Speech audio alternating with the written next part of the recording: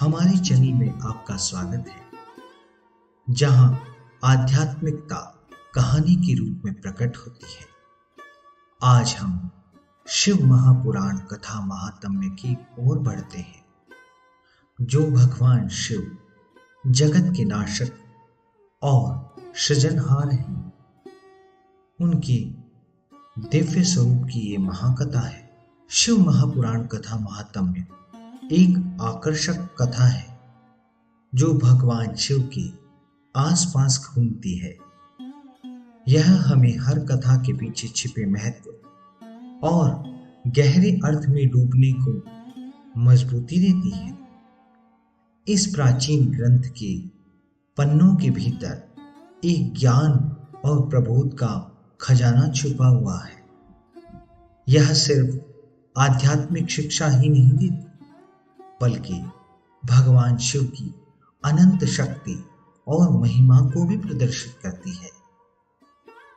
शिव महापुराण कथा महात्म्य विभिन्न विस्मयादिभूत कथाओं को संकलित करती है, जैसे कि भगवान शिव का जन्म, उनका दिव्य विवाह और उनके द्वारा दुष्ट शक्तियों के खिलाफ लड़े गए अद्भुत युद्धों की कहानी। शिव पुराण दरअसल एक पौराणिक ग्रंथ है, जिसके द्वारा परस्पर ब्रह्म शिव के कल्याणकारी स्वरूप का तात्विक विवेचन, रहस्य, महिमा और उपासना का विस्तृत वर्णन किया गया है। इस पुराण में शिव को पंचदेवों में प्रधान अनादि सिद्ध परमेश्वर के रूप में स्वीकार किया गया है।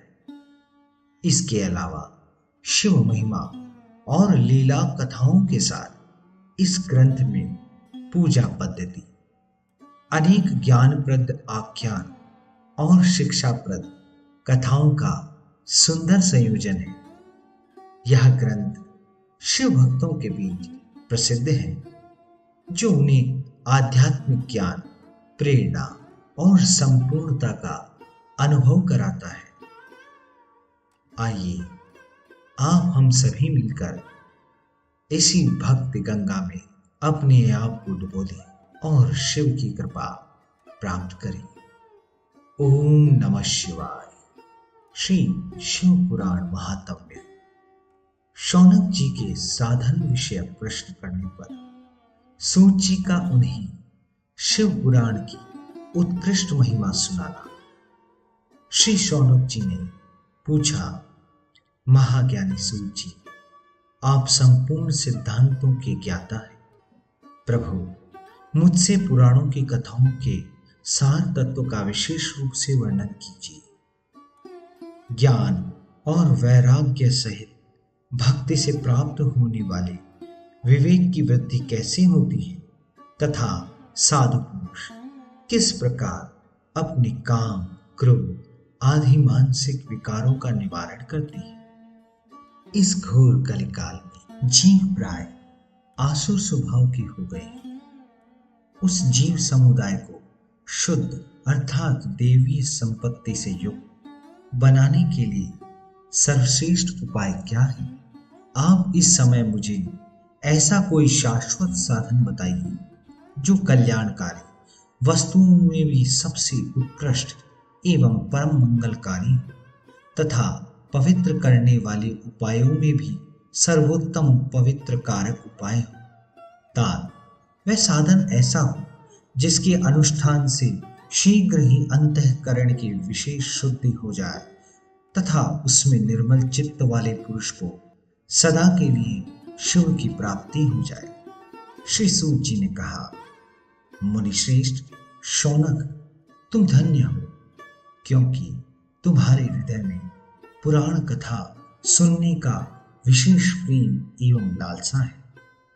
इसलिए मैं शुद्ध बुद्धि से विचार कर तुमसे परम उत्तम शास्त्र का वर्णन करता हूं।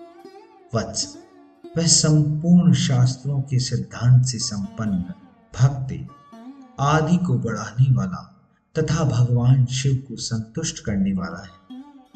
कानों के लिए रसायन, अमृत स्वरूप तथा दिव्य है। तुम उसे श्रवण करो। मुने, वह परम उत्तम शास्त्र है शिव पुराण, जिसका पूर्व काल में भगवान शिव ने ही प्रवचन किया था। यह काल रूपी सर्प से प्राप्त होने वाले महान त्रास का विनाश करने वाला उत्तम साधन है। गुरुदेव व्यास ने सनत कुमार मुनि का उपदेश पाकर बड़े आदर से संक्षेप में ही इस पुराण का प्रतिपादन किया है।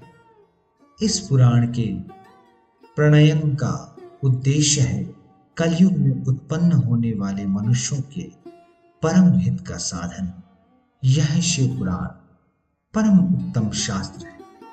इसे इस भूतल पर भगवान शिव का वांग्मय स्वरूप समझना चाहिए और सब प्रकार से इसका सेवन करना चाहिए।